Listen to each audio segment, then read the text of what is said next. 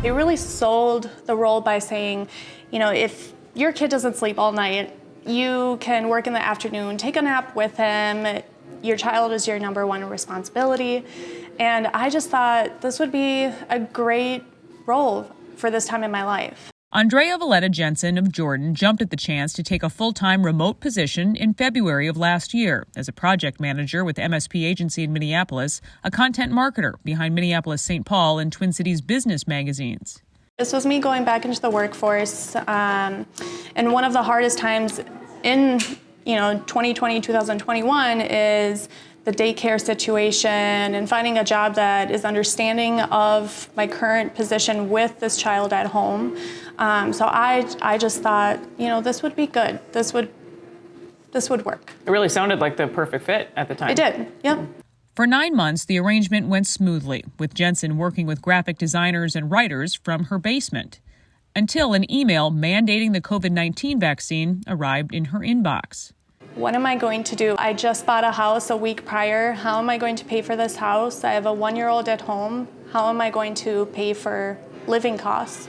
And you felt strongly at that time you didn't want to be vaccinated. I will not get it. Yep, I am strongly against it. Medically, Jensen never felt it was necessary for someone like her, a healthy 30-year-old. Morally, she couldn't help but think why her parents fled former Yugoslavia for something better for their daughters. Coming from socialism, communism, where things like this were forced upon people to work, to go to school, to be able to go into a grocery store. And I felt if I got this vaccine, it would go against everything my parents strive to do for their children. And I just couldn't. Jensen made a passionate plea to her HR director. I will not be turning in proof of the COVID-19 vaccination. It is a complete violation of my constitutional rights.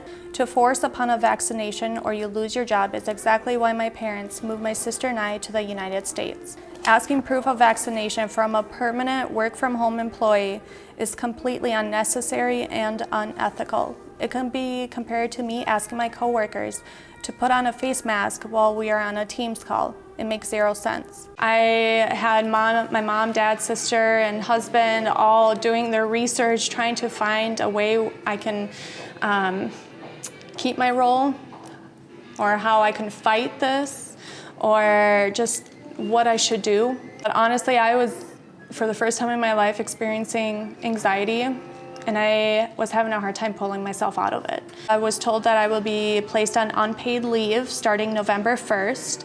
If I chose to get vaccinated by the end of the year, the position would be given back to me.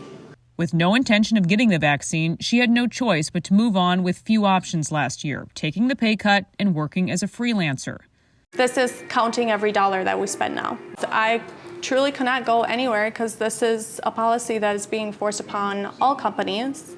And my professional reputation was ruined. This was a company that knew a lot of people and a company that would be called to ask what my status was. So I couldn't go anywhere. MSP Communications did not reply to Alpha News for our request for comment.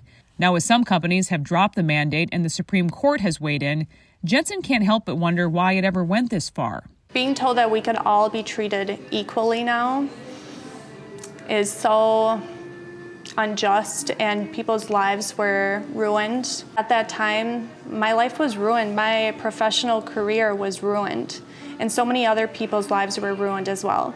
So being told now that this vaccine doesn't matter, we can all be treated equally.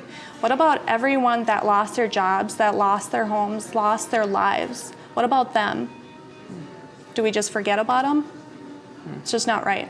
And that's partly why you wanted to speak out. I did. There's so many stories that I hear constantly of people being forced into it to provide for their family, people that lost their jobs. And I wanted to fight for not only myself, but for all these people that are scared to raise their voice.